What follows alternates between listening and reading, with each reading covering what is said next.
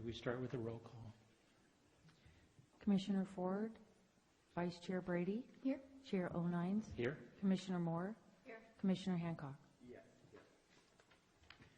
Ms. Parker, I had written you about approval of minutes, but I saw no minutes in the... Yes, the minutes will come with the next packet. They were pretty lengthy, so we need a little more time. So we'll line that out.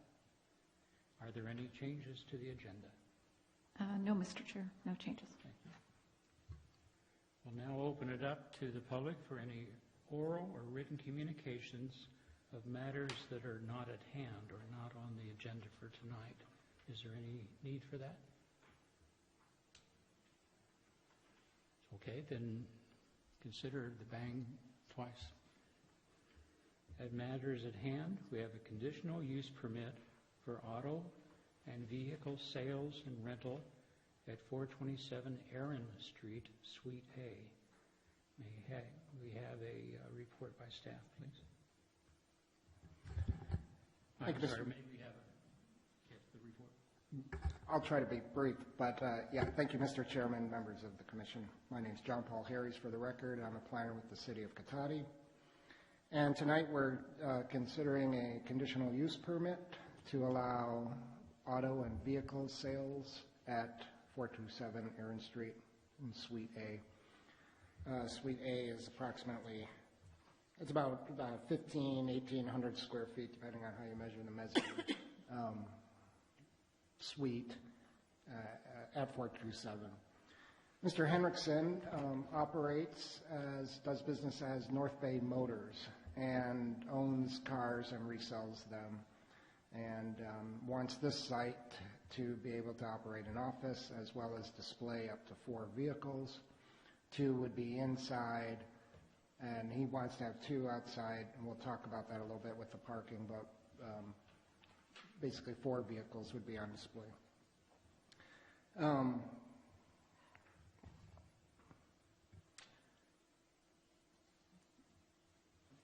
The auto sales that he proposes are small scale. He owns all the vehicles and sells them through the internet, or that's where he gets his referrals, through the internet or referrals from previous customers, and is open, doesn't hold regular business hours, but is open by appointment only for that showing.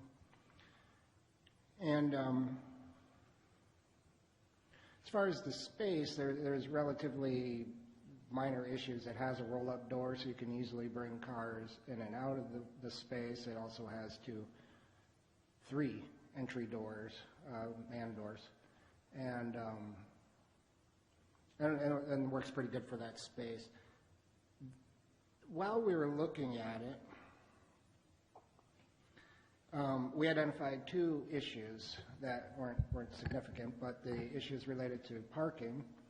The way the parking is divided up there, there's 2 spots allocated to each unit, and then there's like half a guest spot is allocated to each unit. So he has 2 parking spaces outdoors that are his exclusively, and then there's a guest parking space. So the request was to have both those spaces function as display spaces, and then he would use the guest place or park on Aaron Street. We included a condition of approval that would limit his display vehicles to 2 indoors, 1 outside, and then he could use the employee parking space, and then a client could use one of the guest spaces. We though fully expect that since Mr. Henriksen owns the vehicles that he's selling, that he'll be parking one of these vehicles in that space. So I would say consider up to 4 cars that could be on display at that area. And then the only other issue that was significant but easily resolvable was indoor parking vehicles indoors. There are certain rules that come out of the California Fire Code with respect to that, and they're outlined as a condition of approval, and it has to do with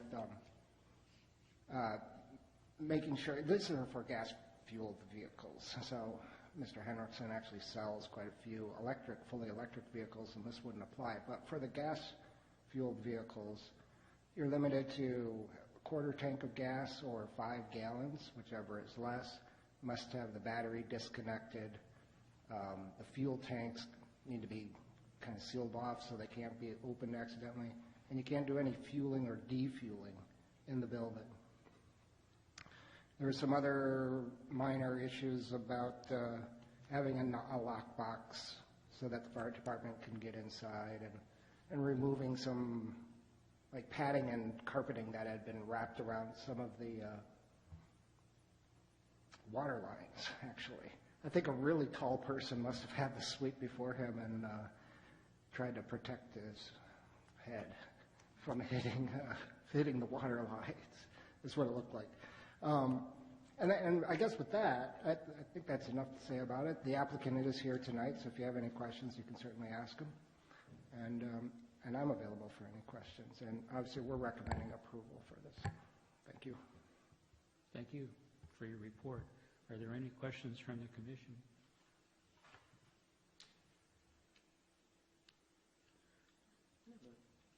Being none, shall we open this up for public comment? We invite the owner or the applicant to come up.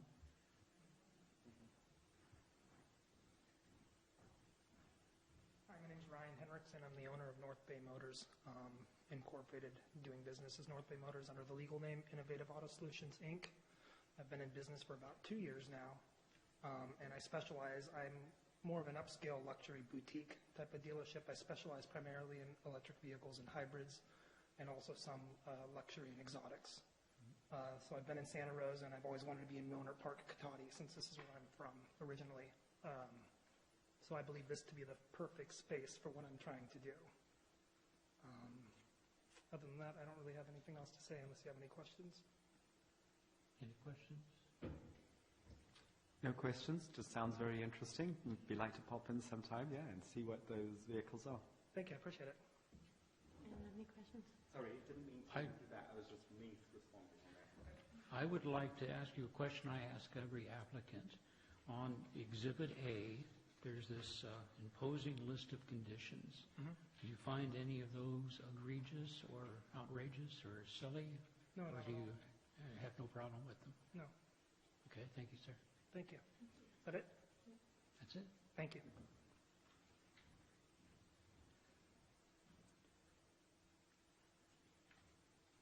Okay, that's our public comment. Anyone else? Okay. Any comment within the commission? No, it looks like it's a small business, but it looks like it's something that would work very nicely there, and seems like it's being good to put it out there. The change of use or the slight change of use. Don't quite understand why it needs that paperwork, but it's good. It's good. I'm What- fine with it. What I gathered is some of these are county regulations, aren't they, about disconnecting the batteries and having the tank? That's a state regulation. State, Yeah. okay. And in response to Neil, our code doesn't separate the size of auto and vehicle sales and retail. So even if you're selling two as a business, it requires a use permit. We don't differentiate between Mr. Henriksen and the big ones that you see along the highways there. So. And JP, hasn't that space been open for some time? I don't know when the previous tenant left that space, that Suite A. I'm not sure about that one, no. I think it has. Okay. We're now open for the commission to have any resolutions that they'd like to make. Sure. Move to approve resolution number PC 2017-8. I'll second. So we have a motion and a second. Could we have a vote on that, please? Vice Chair Brady? Yes? Chair O'Nines? Yes. Commissioner Moore? Yes. Commissioner Hancock? Yes. Okay, thank you very much. Thank you. Good luck. We welcome you to the city and wish you all the best. I look forward to going through and seeing your stuff. We have another matter at hand, and that's discussion and planning of the 2018 Bike to Work Day. Yes, thank you, Mr. Chair and Commissioners. This item, if you recall, a couple of meetings ago, we decided to put it on a future agenda so we could start our planning process. So I'd like to invite up here Eris Weaver from the Sonoma County Bike Coalition, as well as Ashley Wilson, who's our recreation coordinator for the city. And so what we had in mind was a pretty free-flow discussion. First, I thought we'd start with Ms. Weaver, who can just explain to us the context in which we'll be trying to plan our local participation in the day. And then Ashley will be the city's point person for it. So there will be several of us that volunteer, but Ashley will be doing the local coordination. So I thought we could just hear from Eris and then brainstorm a little bit about what we would like to do locally. So with that, I'll hand it over to Eris. Okay, thanks.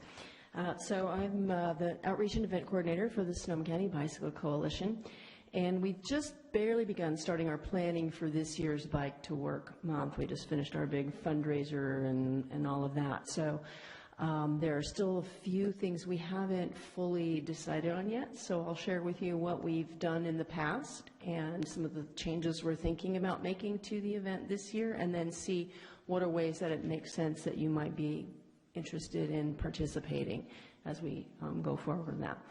So Bike to Work Month in May is actually celebrated all over the whole country and not just here in Cotati and not just that one day. All of the Bay Area bicycle coalitions work together to get some economies of scale on some things like the promotional materials and things like that. We work together with the other coalitions. And there are a number of different activities that we have going on during that month of May. And with the ultimate goal, of course, being encouraging people to ride their bike to work, get more cars off the road, and encourage people who maybe have never tried it before to try riding their bike and get support around that. So one of the activities that we do during the whole course of the Bike to Work Month is we give a Bike Commuter of the Year award.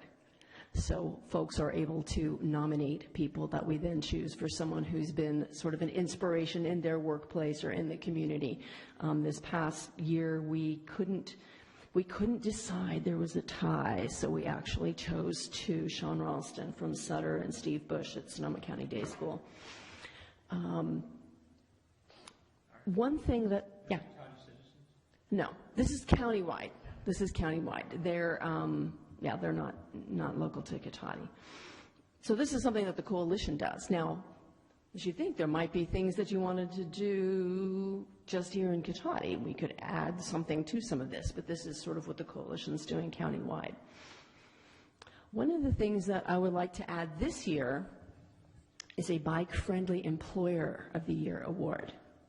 Because so much of what we've focused on, or a lot of the activities, are about the individual making that decision to get on the bike, but there are things that employers can do that make it easier and friendlier for folks to ride their bikes to work, from various encouragements or subsidies, or even just simple things like making sure you have secure places for people to park their bikes, or a place for them to take a shower and clean up after they bicycle in order to go to work. So there's a whole suite of things that employers can do. So again, we'll be encouraging people to nominate their employers that they think are bike friendly, and add another little competition among the employers for being bike friendly, as opposed to just the riders for getting on their bikes. Another thing that we've done throughout the month is a team bike challenge.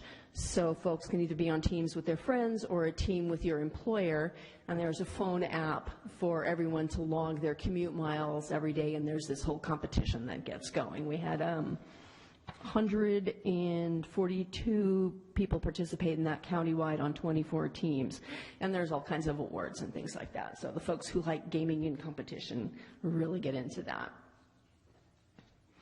Then And for those of you who might have done it last year, we're getting a new app this year. There was a lot of complaints about last year's app, so we're improving that. Yes, Neil, I'm looking at you. Should I make any comments on that? Okay. And then on Bike to Work Day itself, which will be on May 10th this year, is the big day. And so we have Energizer stations set up throughout the county. We had 22 of them this year between 6 and 9 a.m. as people are commuting to work to hand out snacks and drinks and swag and just celebrate the whole idea that people are on their bike. And there were also a couple of after-work parties at a couple of different locations. We had 22 different stations in the mornings all throughout the county, and there were 2 after-work parties. So the way that the city has participated in the past has been with sponsoring one of these Energizer stations. One of the other things that we're looking at possibly doing a little differently this year in terms is looking for a way to connect the Energizer station idea a little more connected with getting more employers involved in helping get their employees to ride their bike.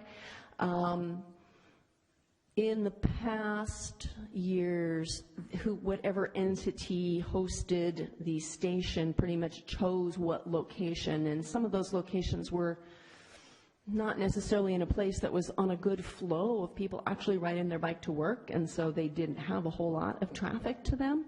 So looking at, I'd like to get the locations figured out in a way that actually are on a logical flow. And I am looking at doing more outreach with different employers around the county to encourage people to get involved with that. So I'll talk a little bit more about the Energizer stations and what those look like. But also, if you have ideas about employers within the city that would be a logical fit. Obviously, employers who have a larger number of employees who live within, a 5-mile radius of work are going to be more likely to be engaged in that, and I'm not sure that we have. How about Oliver's? Oliver's has been very participatory in this every year as a company. They've sponsored Energizer stations. Their team won the Team Bike Challenge, and the individual winner of the Team Bike Challenge, Jorge Cruz, who bicycled over 1,000 miles, was an Oliver's employee who manages multiple stations. So he was back and forth between the Windsor and the Cotati and all the other stores in between. So Oliver's has been very involved in the past, although not necessarily with the Cotati Energizer station. In previous years, Cotati, we had one here at La Paz Park, and I was a volunteer. It was long before I worked for the Bicycle Coalition. And then there have been a couple of years where there was nothing happening here in Cotati. Last year, David Dioma from Mudroom Backpacks, a small business here in Cotati, who's been very supportive of the coalition, sponsored an Energizer station, and we located it at the train station. This, of course, was before the train started running. But we had a fair amount of traffic because, of course, that location on East Cotati Avenue is a main route for anybody going to Sonoma State, to the high school, to Sonoma Mountain Village, to many other places. So there was a lot more, to me, it felt like we had a lot more traffic of people actually going to work in that location than when we had it where it was before, where the corner we were on is very visible for cars, but it wasn't necessarily a logical direction for anybody actually riding their bike to work to go past where we had it located. So as we've worked with the folks hosting an Energizer station, how in the past, what did the coalition provide and what did the hosts provide? So the coalition has banners and the bike bags with all kinds of swag in it from, coupons for bike shops and different stuff like that gets contributed by other sponsors. And the various promotion that we do throughout the whole month and in the media and social media and other ways. And the host, whether it's a government entity or a private company, provides whatever structures, table, chair, tent, people to staff it, and food and drinks. We've also had some different sponsorship levels for an additional financial contribution that got your, logo on the bag for a certain amount, or be able to print things and have them go in the bags that got out. We're still in the process of working out what we think all that different sponsorship stuff might look like. Some of that's coming from also one of the effects of the fires for even those of us in the nonprofit world, if you were, so many folks have generously opened their hearts and their wallets to fire relief funds, but this is the beginning of fundraising season for nonprofits, and a lot of people who donate may be donating less this year, so we may be needing more financial support to make things happen than we have in the past, but it's still up in the air as we're figuring that out. So maybe at this point I'll stop and just see what questions or ideas or thoughts you have about what sounds interesting to you to be able to participate. Let's open that up. Do you think you have any opinions you'd like to share?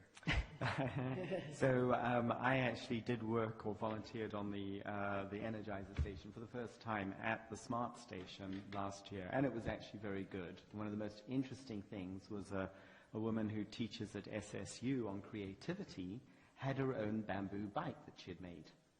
And it was unbelievable to be able to see it, this bike that she had made out of bamboo and stuff. So that was a fascinating, little element that was there. But I'm wondering whether or not, I think that location was excellent. And now that I am also commuting and riding to the Smart Station, and so I'm not Bart, Smart, Smarty Bart, the Smart Station, and putting my bike on the train there, whether or not something with Smart, will they have their offices open by then? Because they are going to have aren't they not renting that office? So would there be something that perhaps they would like to be out talking about at some level, the bikes on the trains? That's a great idea, and I don't know the answer as to whether they'll be there or not, but we can find out and plan around that. That's a good idea. I have a question. So does it only have to be one host? Or, because you said sponsorships. So, because I was just thinking that we have the Hub, the bicycle shop, which is, locally owned by, folks. And then I was just thinking, like Lowe's. There's so many businesses in Cotati that could be tapped for resources or for sponsorships or for, hosting. And, those are two great businesses right there that I would love to have, I'm sure, the visibility of being either a coupon in a bag or, I don't know how many Lowe's employees bike to work, but it seems like they're a pretty big business in town. So. And that's a great idea, and we have had that happen at multiple stations where multiple entities would come together to do a station. Yeah, I don't think the Hub has the employees to really do something like that, but I think Lowe's has participated in Kids Day quite a few times where they've had employees come out for the whole day and just volunteered for us, and that was just a great thing. And they actually get paid for the day, and it's part of their mission is to give back to the community. We also we have another bike-related business in town. Of course, Yuba Bicycles is also in Cotati. I don't know. I see puzzling looks, so maybe you don't know about them. Yuba, they make cargo bicycles that are longer than usual in the variety of configurations so that you can carry children and groceries and large quantities of things on them. And they have some that have electric assist, and they're right up in the industrial area here in Cotati. I just think that if the word got out that you needed sponsors and stuff, I think a good thing is maybe start with our office that has all the businesses in town or the chamber. Under the most basic of questions, isn't this something that we as a commission would like to approve of and press forward on? Shall we start there? So as the bicycle, acting in our capacity as the bicycle commission, pedestrian and bicycle commission, I think that would be a very good thing to do, that we I didn't know we Put had a forward. vote on this. Well, there's no motion or anything before, but I think we can agree. we can put forward and agree. I want, the way you presented it, I want to ride a bike to work, and I don't ride a bike, I don't work, but, you know, you're quite energetic You could about just it. ride your bike in circles around Yeah. town, ride. Up and down the driveway, go ahead. Yeah, I should maybe clarify that the reason that we're bringing this discussion to this group is because you are the city's Bike and Ped Advisory Committee. But no, we're not necessarily looking for a vote or specific direction. It may be even too early for direction. We're just trying to unearth good ideas and you know. But Ms. Parker, what we're saying is, as a commission, we are certainly in agreement that we approve of this and we wish to have the city contribute. How and when, obviously, is in the future. Yeah, and we'll, I think we've got some good ideas so far. We can work together on a flyer that is to businesses that maybe we can hit both. You know, if you want to donate or if you are a bike-friendly employer, we can work on that and figure it out. But definitely, we have a list of all of our businesses that we can start with. Can I throw out another idea on that I think was suggested earlier, but that may work for the hub cyclery, is would that position outside the hub cyclery, maybe in conjunction with Lowe's, be something that they would be interested in sponsoring? Because, I mean, that would, part of being a bike is getting involved in having the right bicycles there, and that could certainly maybe be something that visibly, as a tune-up station of some sort, or I don't know whether Chaz would be interested in supporting that, something for that bike timing. But anyway, something. Yeah, no, that's a great idea. I'm not sure, one of the things, and this is something that all of you or any of you who bicycle can help with some eyes on the road and thinking of if there's another location that makes sense. How many locations do we need? How many close to each other? I don't know. I know there are some people who make a game on that day of how many Energizer stations can they hit on their way to work and collect stuff from multiple places. But you don't want to, spread your resources too thin and put them in a place where only 5 people are going to go by. So I don't know if that location there on Railroad Highway is going to be as high traffic as on East Cotati Avenue, but certainly finding some way for them to participate would be great. I know last year we had in Santa Rosa an event a week or so before that was sort of a come tune up your bike before bike to work day kind of thing. That was very successful, so that could be another possibility if that's something they were up for doing. I know they've got their hands full right now. They're fixing bikes to donate to fire victims. That I think is taking a lot of their time. But we got some time before this event. Claire and Chaz also used to do a thing at Thomas Page where we would have a bike safety day, and that's something that we used to do with all the kids. It was awesome. They would do the helmets and they would do all the safety stuff. And I think that's actually one of those things that we forget that adults don't automatically do. We do it for our kids, but we don't automatically have that there's a safety issue about riding your bike to work, like helmets and things like that. I pass a lot of people riding their bike and they don't have a helmet on. I'm like, so I don't know. That might be an aspect of it too, just maybe a safety part of it. Like if you're riding your bike, there's certain things that. And that is one of the other programs that the Bicycle Coalition has, separate from this specific event, is that we offer safe cycling classes for adults at our office in Santa Rosa, and we're available to bring it to employers if take it on the road if there's groups that want to have that, which is not just about things like fitting a helmet, but the rules of the road and how to ride safely. Besides the work that we do with kids with Safe Routes to School, we do have that program for adults as well. I know we haven't really taken it on the road in a while, so that might be an interesting thing to Maybe even put contemplate. information in a bag. Mm-hmm. Yeah. Thank you. Ms. Parker, do we have another report? No, I want to make sure Ashley's doesn't have anything that she needs to bring up right now. We're so early in it, but I don't know if she has anything to add. I don't have any concerns. I think we can certainly help with hosting a station somewhere.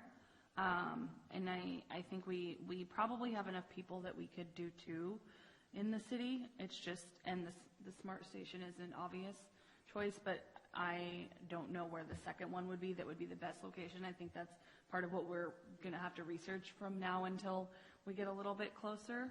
And we can also help with flyering, creating a flyer, talking to businesses, promoting at any of our other events that we have coming up. Our next one is actually December 1st, so it might be a little early for that, but we'll have some things happening here with camps and classes in the spring that we can still put it out. We also have our activity guide coming out in January for the spring and summer, which would be great to put some sort of ad in there for that, or at least information on how to get involved. What's the deadline? I want it to be printed in January, so like next week. Not really, but December, the end of December. Would it be, well, we could talk about, but I don't know if it's possible, but to do like a kids bike safety camp might be kind of fun if it's like a one-day thing, but I don't know if there's really an audience for a one-day kids camp, but that could be kind of fun. We did it. Leading up to. It was just one day, and it was just an afternoon at Thomas Page. And I don't know, it was very, I mean, everybody brought their bike that day to school. And they did this whole safety thing, and it was great because because we were getting our kids to ride underneath the freeway under the overpass, and not every mom is, freaked out about riding. It really helped. I mean, it really helped that they all could ride that day and do the path back and forth and get the safety. I don't know, Chaz and Claire were great that day. So, and they had a whole slew of people doing helmet sizes, and they were giving away helmets, and they, and I think the police were even involved because they had a helmet program. I don't know, it was a big thing for the afternoon, and it was very successful. So.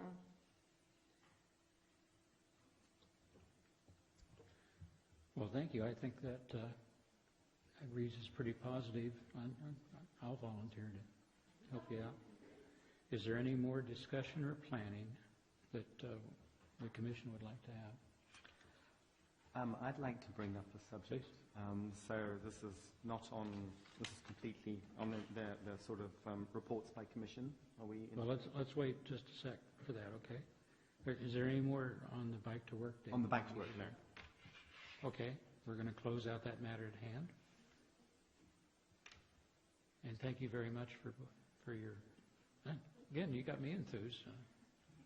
I'm fairly immutable.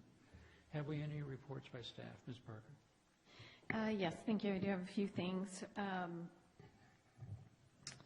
Commissioner Hancock and Commissioner Moore reminded me of the SSU training day that occurs every first Saturday of December. I had sent out a reminder of that, and so we're going to start registering people shortly. So if anybody that hasn't responded yet would like to go, if you could let me know this week, that would be great. And I know several of you already have. In terms of what's coming on and what we're working on right now, we took the cannabis item to the City Council on October 24th after the review by this body, and they gave us some additional feedback, and so we're right now formalizing that into a draft ordinance, so that'll come back to you all Probably not by the second meeting in this month, but by the first meeting in December. I hope to have that to you to provide a recommendation. Tomorrow's voting day on the tax, the cannabis tax piece, I'm sure you all know. We have a new application in that went to DRC for a concept review, and they decided to, as a pre-app, it went to the Design Review Committee for a concept review on design. It'll be the first brand-new construction under the DSP regulations, I believe. So it's at 120 East Cotati, which are those parcels that are between Charles Street and La Plaza on East Cotati. So it's two mixed-use buildings. JP is processing it. And so that one, it's just in its first review cycle, so it'll be a while before it's ready for anybody. But that's kind of exciting to have brand new construction in the DSP. And also related to JP's work, we got 3 proposals in on our wayfinding program. So all good companies, all really well qualified. So we'll select one of those and issue the contract on that shortly. So that's great news. So we'll kick that off right after the first of the year. Is that the signage? That's the signage, yeah. So that was all I had from a staff update, and Commissioner Hancock did let me know that he had some questions related to fire, so I have some information for the commission, but I'll let Commissioner Hancock bring that up when he's ready. May I ask a question first regarding the event for the 1st of December, the tree lighting? May I ask who's handling that, if you need any assistance or what's going on? Ashley is actually coordinating that again this year, and I will let her know that folks might be interested in volunteering. I'm sure she would appreciate that.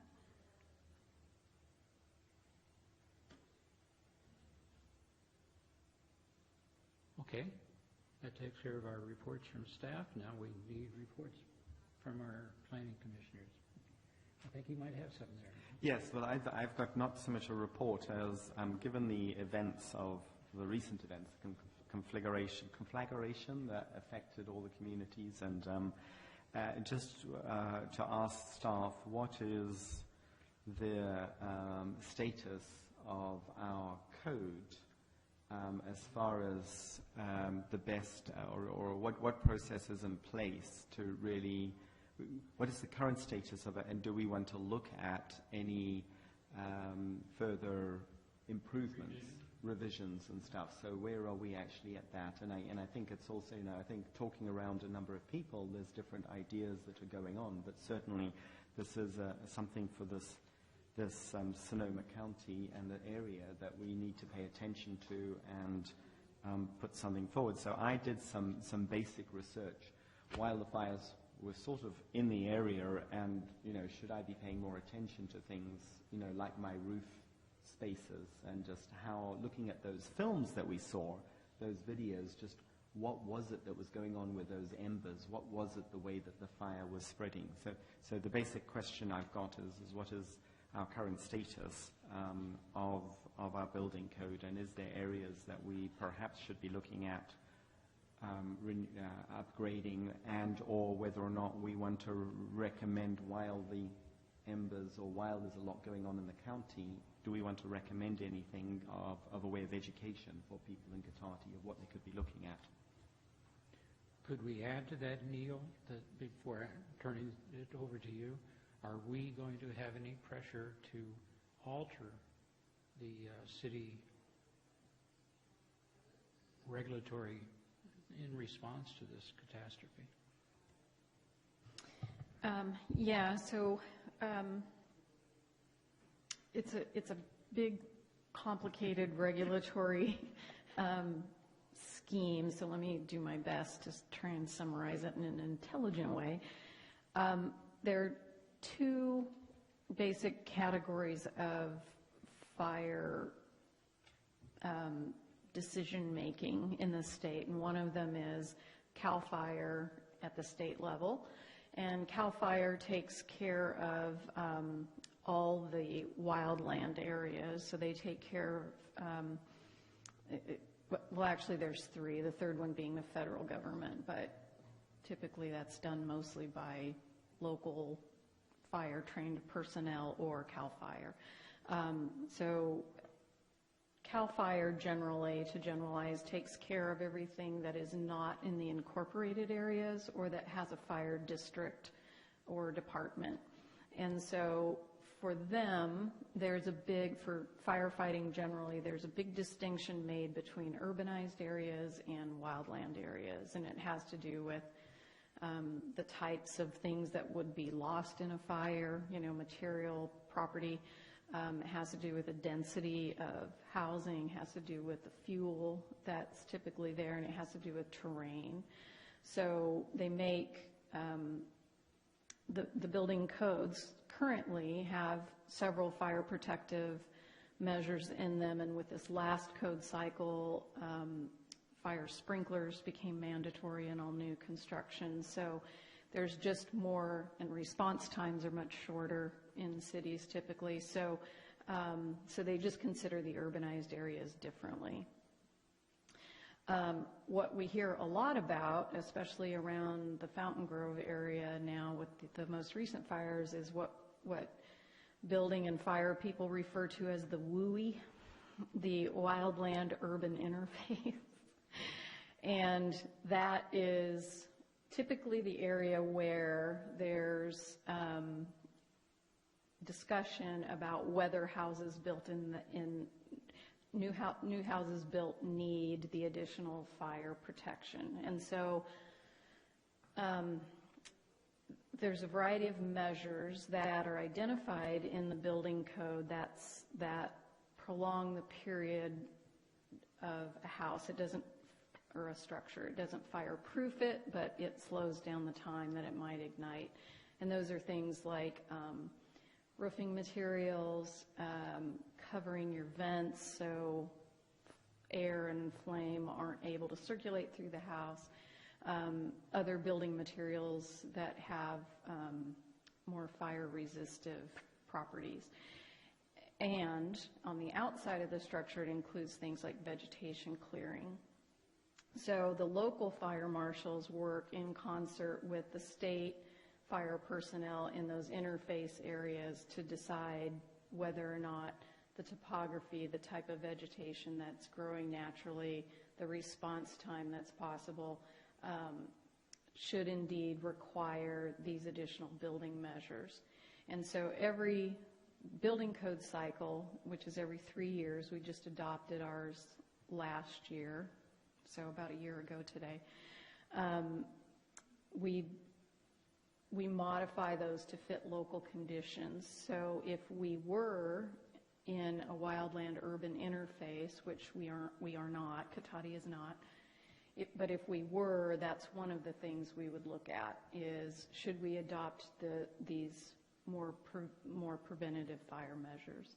So I brought a couple of maps tonight that are available just generally through CAL FIRE that surprisingly, this one I found very interesting. It's a map of California with the probability of burning. And if you look at the red areas that are around Sonoma, Napa counties, they're exactly where fires just occurred. These were published in 2000. So I guess my point is it's not surprising that the fires happened where they did. I don't know enough about those conditions to know how many of those houses were built after wildland urban interface preventative measures started being mandatory, which was 2008, the 2008 building code cycle. So I also included, and I'll have these available for y'all to look at. Cotati is not considered to be a very high fire hazard zone, partly because we're incorporated, but also because of the type of vegetation that we're surrounded by on the unincorporated side, mostly to the west.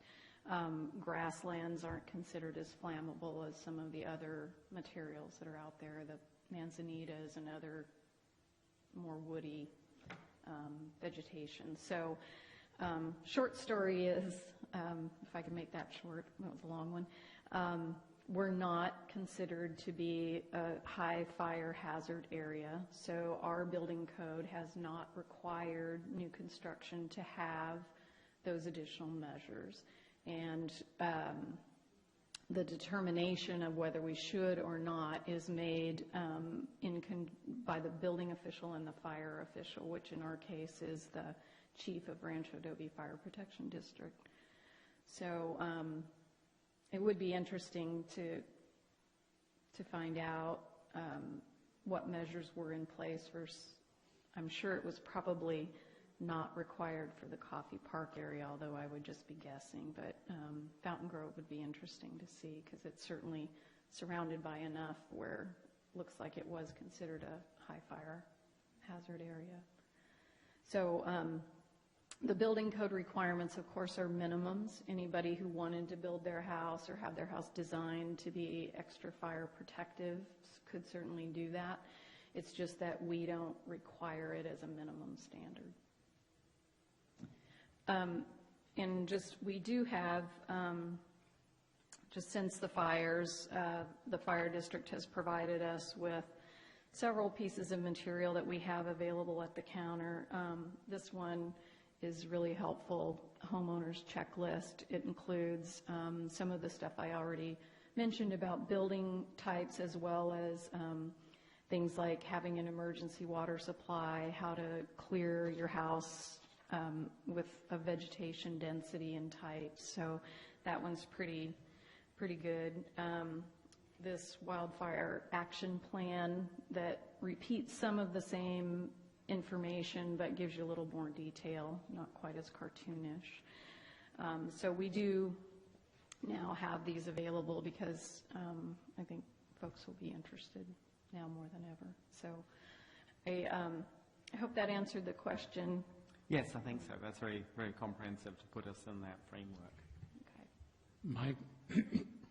My question is, do you foresee someone coming to us as a planning commission saying, I would like to build this, it's not according to statute right now, however, we need more housing in Sonoma County due to this tragedy? Well, I think it'll be a challenge for, I think the rebuilds themselves are a separate item, and that's going to be settled through people's insurance and their available resources as to whether they can afford the extra expense to rebuild to the higher standard. For us, I would imagine that with every code cycle, we will continue to address fire more and more closely. So some areas, the jurisdiction I worked for in San Diego County, they did have a wildland urban interface, and our building codes down there have been requiring sprinklers since at least 2008 when the WUI area maps were first done. So I would imagine that that's probably the trajectory that we're on, is to continue with those measures. But someone couldn't, through outside of a new code adoption that's done by the local fire people and the state fire people, no one could demand that we require that. It would have to go through the state fire marshal's office. It's sort of like coming out in favor of motherhood. If someone came to us and said, I want to build a 4-story apartment building here where it doesn't belong, but we need it because there are people that need housing. I'm not saying that we have addressed that. I agree with you. We've had no losses in Cotati, thank goodness. But I think we need to be prepared for people coming along and using that train of logic. And I, for one, am a bit conflicted. when that, I don't think it's if, I think when that event occurs, when someone wants to come up and say, I want to remodel my housing to be more efficient and fit more people, and it's not in the density zone, we're going to have to face that. Yeah, thank you. I didn't understand. That's what you were asking. So we've of course felt that pressure already. The state just changed changed regulations for everyone about accessory dwelling units. So there's already changes in state law that allow folks to do, this much of what people probably really want to do.